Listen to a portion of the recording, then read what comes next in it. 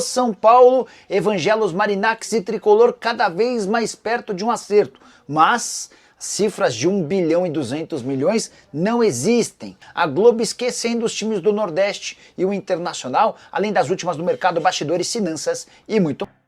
Fala aí pessoal, sou Jorge Nicola, bem-vindos a mais um vídeo do canal, sempre bom ter vocês por aqui, sem perder tempo, só pedir para deixar like, se inscrever no canal e ativar as notificações. Preciso te atualizar agora sobre a Globo, a emissora carioca que vai transmitir a Libertadores da América toma uma decisão polêmica em relação à transmissão dos jogos da Libertadores da América. Já foi divulgado todas as datas e também quem vai fazer a transmissão de cada um dos jogos. E a emissora decidiu por ignorar Bahia, Fortaleza e Internacional. Nenhum desses três times, Bahia, Fortaleza e Internacional, terá partidas transmitidas na TV aberta. Eles vão ficar restritos à Disney Plus e também ao Paramount Plus. A Disney em parceria com a ESPN e a Paramount, que é um serviço de TV fechado. Já a Globo vai exibir 3 partidas do São Paulo, 3 partidas do Palmeiras, 3 partidas do Flamengo e outras 3 partidas do Botafogo. Importante lembrar que o regulamento não permite que a emissora transmita mais do que 3 jogos de uma mesma equipe. Então a Globo fez de tudo para transmitir as partidas dos times de São Paulo e do Rio de Janeiro, ignorando os demais. A ESPN e Disney vai transmitir 4 dos 6 jogos do Inter, outros 2 no Paramount Plus. Já em relação a Bahia e Fortaleza vai haver um equilíbrio, 3 partidas na ESPN e Disney Plus, mais 3 partidas no Paramount Plus. Hora de falar sobre São Paulo e Evangelos Marinacks para te contar o que há de verdade e de mentira em tudo que vem sendo publicado nos últimos dias. Sim, o Tricolor e o magnata grego estão muito perto de um pré-contrato. Departamentos jurídicos dos dois lados já trocam essas peças para que a assinatura aconteça a qualquer momento, mas tem surgido muita informação desencontrada. A última delas dá conta de que o Marinacks aportaria 1 bilhão e 200 milhões de reais num período de 5 anos. 600 milhões quando a parceria começasse a valer e outros 600 milhões depois de 5 anos. Fui consultar uma fonte do São Paulo que toca essa negociação diretamente com os executivos do Marinacks e essa pessoa disse que nunca se falou em tais cifras. O acordo prevê o depósito de 100 milhões de dólares ou quase 600 milhões de reais que serão colocados à disposição do São Paulo ao longo de 5 anos. E esses depósitos serão ou estarão atrelados basicamente a investimentos para a categoria de base. O São Paulo pretende se tornar o maior clube formador de atletas na América Latina. Surge um craque de 16 anos na Argentina, o São Paulo compra. Surge uma promessa no Equador de 13 anos, o São Paulo compra. Surge um zagueiro uruguaio de 18 anos que ainda não subiu para o profissional, o São Paulo vai e compra. E é com esse cenário que o São Paulo pretende desbancar Palmeiras, Flamengo, entre outros, tornando-se a melhor base do futebol na América Latina. Mas outra informação desencontrada dos últimos dias dava conta de que o Marinacks depositaria cerca de 1/3 desses 600 milhões no departamento de futebol profissional para contratações. Não é verdade. O magnata grego já concordou em repassar parte desses 600 milhões para o profissional, para aquisições importantes, para que o São Paulo seja competitivo também no time de cima. Mas não há um valor definido. O que se sabe é que vai ser um valor pequeno, mediante esses 600 milhões de reais. De qualquer forma, é um São Paulo bastante ansioso em relação à assinatura desse vínculo que pretende mudar o status tricolor. O Lucas Moura está lesionado. Vai perder o jogo treino aí, ele não está pronto para voltar, mas a boa é que no Brasileirão o São Paulo já conta com a volta dele para a estreia do Brasileirão. Pode não dar certo para ele voltar na estreia, ele teve uma lesão ali no jogo contra o Palmeiras, para variar, né? E ele ainda não voltou, mas acho que pro Brasileirão ele já deve voltar. Um jogador que também sentiu contra o Palmeiras foi o Alan Franco, né? Ele sentiu o braço numa trombada ali que ele mesmo que deu.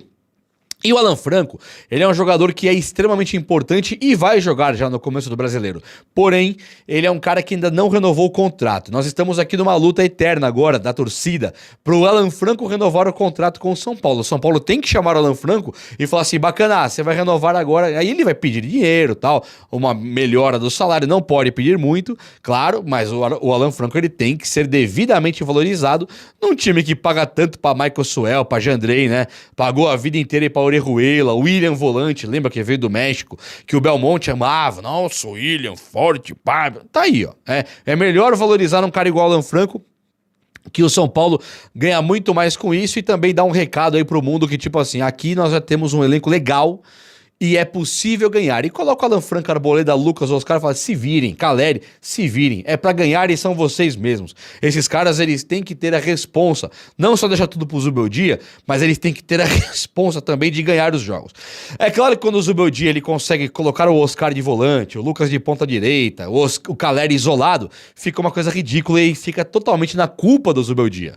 Agora, o que o Zubeldia também não tem que receber a culpa sozinho, também é fato. Saiu uma matéria aqui no blog de São Paulo, que fala que o time que menos chuta a gol em 4 anos é esse do Zubeldia, é esse São Paulo atual. Então você imagina que nos últimos 4 anos, os menores números estatísticos de chutes a gol são do Luiz Zubeldia. Isso impacta pouco, né? Isso importa pouco. Você pensar, o Rogério Ceni, quando era técnico, dizia assim, ó, eu tenho que criar chances de gol lá. Criava 20, 25 chances. E aí tomava um gol atrás e perdia de 1-0. Não adianta nada você criar 500 chances, chutar muito no gol e aí você perder de 1-0, 2-1. O que importa é a vitória. O que importa é o resultado positivo. O Zubeldia, ninguém nunca pensou diferente, né? De que ele era um cara resultadista. Ele sempre demonstrou isso na sua carreira aí, sem títulos. Ele demonstrou ser um cara resultadista, se fecha lá atrás e reza por um contra-ataque, jogar por uma bola e tal. Só que quando ele implanta isso no São Paulo, jogar por uma bola no São Paulo também não está funcionando. O São Paulo, quando pega aquela uma bola, até pode fazer o gol. Aí toma uma virada da Ponte Preta em casa. Sabe? Quando não tem aquela uma bola contra o Palmeiras, ele perde com um golzinho roubado. Então esse tipo de formato, de ter aquela uma bola contra o Santos, fez um gol contra o Santos, tomou 3. Ter uma bola não adianta nada. Até porque você não tem no seu ataque lá o Tostão, você não tem no ataque ali o Pedro Rocha, você não tem no ataque o Ibrahimovic, a bola chega, Romário, a bola chega no Caleri e ele perde um gol. Nossa, esse Caleri não presta. É porque chega uma bola por jogo. E isso é muito pouco para um time que, por exemplo, você fala assim, o São Paulo mudou. Pode ter mudado um pouco aí. Aquele time dos anos 90 no comecinho, aquele time do meio dos anos 2000, pode ter mudado, eu concordo. Agora, olha para o elenco do São Paulo com Oscar e Lucas, Caleri, tendo o Luciano, tendo o Ferreirinha, você tem um time que tem que fazer muito mais, ele tem a obrigação de fazer muito mais. Então ser o time que menos chuta em 4 anos, tendo contratado o Lucas e tendo ficado com ele, e tendo contratado o Oscar, é bizarro.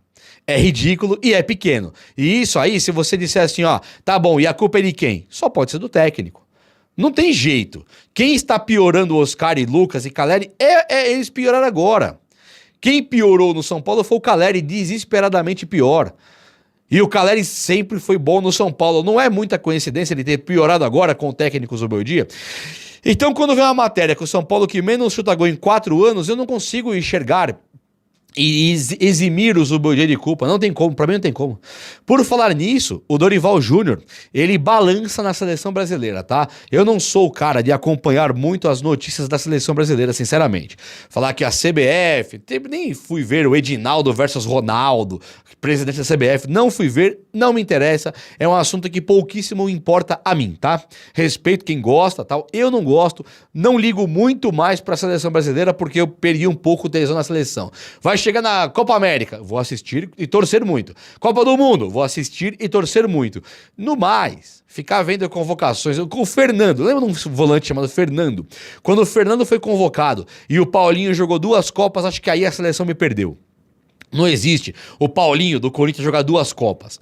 A pior era a mais fracassada de todos os tempos. Marquinhos, zagueiro fixo, intocável, sabe? Não dá pra olhar aquilo e falar que delícia de ver. Lamento. O Vini Júnior coloca a camisa da seleção, ele desaparece, sabe? É um cara irreconhecível do que era Vini Júnior no Flamengo e o que é no Real Madrid. Ele põe a camisa da seleção, é um constrangimento. É ridículo, na verdade. Neymar empurrando o cara pra bater falta na época que jogava, sabe? Tinha que jogar pro Neymar. Eu falei, isso não é pra mim.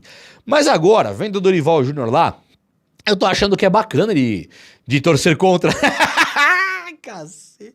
Não, aí foi um sincericídio. Sabe quando é um é muito sincero, você se mata? É um sincericídio isso aqui. Não tô torcendo contra, não. Não, mas tô, né? Pro Dorival cair e voltar pro São Paulo, estou torcendo contra. Não é contra a seleção, é a favor do São Paulo. Entenda assim. Enquanto eu vejo o jogo da seleção brasileira, eu tô torcendo pro São Paulo. Melhorou, não melhorou? E aí, se o Dorival cai e acaba voltando pro São Paulo, pô, Dorival caiu, o Zubeldia fica no cargo, empatou um joguinho com qualquer um, com o Botafogo, com o Flamengo, qualquer um, já balança no cargo porque o Dorival estaria na praça desempregado. Então sim, eu quero o Dorival de volta no São Paulo e entendo você que não queira. O Dorival, ele fez a convocação da seleção, tá bem corretinha lá, Rafinha, Vini Júnior, Rodrigo, tá bem corretinha, é o que tem pra hoje, cortou o Neymar machucado, chamou quando precisava. A única coisa que eu achei que fez falta ali na seleção é o Lucas Moura e o Oscar. Realmente acho que eles jogam bola pra estar na seleção brasileira, mas tirando isso, tô torcendo muito na seleção brasileira amanhã em campo contra a Colômbia e depois contra a Argentina no dia 25, torço muito pro São Paulo, então, e que o Dorival Júnior capengue na seleção e volte pro São Paulo para brilhar. Desta vez, não foi pra seleção brasileira um cara chamado Martinelli, que era do Ituano e foi depois pro Arsenal. Sabe quem é o Martinelli? Aquele atacante bom pra caramba de bola. Mas o São Paulo, ele comprou... Imagina que o Martinelli, ele tinha os agentes dele que o descobriram, levaram ele pro Ituano, do Ituano ele, pum, explodiu no Paulista... Foi embora direto pro Arsenal. Martinelli, os caras bateram no peito, os empresários. Nós achamos o Martinelli. Aí agora, esses mesmos empresários acharam o Falvela e colocaram no mesmo Ituano. O menino Falvela, que estava no Ituano, o São Paulo foi lá e contratou ele para a equipe de base. Então foi uma baita contratação. Por quê? Porque os caras, eles batem no peito e dizem: o Martinelli, nós temos o novo aqui. E nós somos os caras para descobrir o Martinelli. E o São Paulo foi lá e contratou o Falvela, que é o novo Martinelli, segundo esses caras aí que são os agentes dele. Claro que tem um interesse por trás disso de fazer elogios exacerbados e exagerados, né? Só que pro São Paulo, tendo o Falvela, pode ser que o futuro seja lindo. Falvela, Luca, sabe o Luca?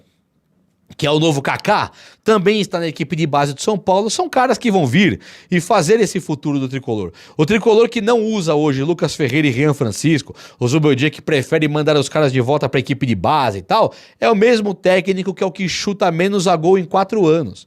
Sabe? Então, assim, é totalmente contraditório, é totalmente inoperante. É um cara, assim, fraco, infrutífero no São Paulo, que precisa usar muito mais a equipe de base. E quando você pensa, assim, que o Zubeldia deu uma entrevista e falou: se eu não usar se não tiver no meu time titular 2 caras da equipe de base no final de 2025, eu vou considerar que eu fraquejei no meu trabalho, foi um fracasso. Você fala, tá bom então ele vai colocar a equipe de base. Aí o Mike surge e ele já contrata, coloca o São Paulo, coloca o Cédric Soares, ele adora. Igor Vinícius é o reserva. Caleri jogando nada titular. André Silva é o reserva, não tem Rian. Eric voltou a aparecer no São Paulo, Lucas Ferreira escanteado. Então o que o Zubeldia falou não passa de uma falácia, não passa de uma bobagem ali que ele falou pra ser bonitinho. Eu quero colocar 2 caras da equipe de base, titulares, coisa e tal. Não tem nada, tem nada. São Paulo a cada minuto que vem de notícia, a cada apuração nova, os caras da equipe de base estão mais escanteados do que nunca no São Paulo. Já tem gente falando até que pode comprometer aquela parceria com o Evangelos Marinax, o que eu duvido, tá? O Evangelos Marinax, se ele vê aqui no São Paulo um horizonte, não é só da equipe de base, é da marca São Paulo, é da grandeza de um time tricampeão do mundo. E quando você pensa na proximidade que ele adquiriu com o Júlio Casares, é para ter uma parceria de futebol, sendo ela na base ou no profissional. Então, pelo menos é uma boa notícia para nós que queremos o Evangelos por aqui. Eu quero sim. Pode render jogadores como o goleiro Carlos Miguel, pode render uma baita grana pro São Paulo, e na hora de vender, o São Paulo já vende mal. Já está vendendo mal, doou o Thales Vander, perdeu aí o Enzo Boer, perdeu o Palmberg, sabe? Perdeu o Vitinho, perdeu o Luizão, perdeu uma porrada de jogador. Aí quando você olha pro William Gomes e o Moreira, a forma que o São Paulo tratou eles com o Porto, aí você fala, realmente a coisa ficou feia pro nosso lado. Então qualquer Marinax, qualquer coisa ali que venha, não é pra falar, poxa, será que vai ser bom? Pelo contrário, quem não é bom é o Belmonte, quem não é bom é o Júlio Casares. Vindo um cara de fora como o Marinax, lógico que é bom. E o que pode piorar também, né? Gente, por falar nisso, o Vasco, que deve pro São Paulo ainda Léo Pelé, o São Paulo estuda envolver alguns jogadores da equipe de base do Vasco no negócio. negócio. O São Paulo tem feito bastante contratação de equipe de base para equipe de base, ele traz o cara como Falvela e coloca ali na equipe de base e são jogadores que seriam pro futuro do São Paulo. Eu não sei onde vai encaixar, né? Então o São Paulo pega o jogador, revela e não usa no time principal, mas o plano do São Paulo é chegar no Vasco e falar, me manda esse... Como é que chamava aquele molequinho lá que foi até bem... Esqueci o nome dele agora. Ele jogou até bem, um pontinha direita ali, Peck. Me manda esse Gabriel Peck aí, manda esse aqui fulano de tal, e esse Felipe Coutinho que tá na base aqui que eu vou perdoar a dívida do Léo Pelé. Seria uma boa, é um formatinho legal de fazer negócio, até porque convenhamos, né? 16 milhões do Léo Pelé, não sei quanto deve hoje, não é muito, e era o Léo Pelé, é um cara que nós perdemos que foi um favor, o Vasco levar, o Vasco se ferrou com ele, e o Vasco deve e tem que pagar. Então se render pra gente um cara da equipe de base, que um dia pode ter um futuro excelente, pô, eu sou totalmente a favor. É importante você negociar muito melhor do que o que fizeram no Botafogo com o Henrique Almeida, que ali sim foi uma vergonha. É ou não é? O vídeo de hoje foi esse. Eu espero que você tenha gostado. Se gostou, chega nesse likeão aí. Tamo junto. Um abraço, meus amigos. Até a próxima. Valeu!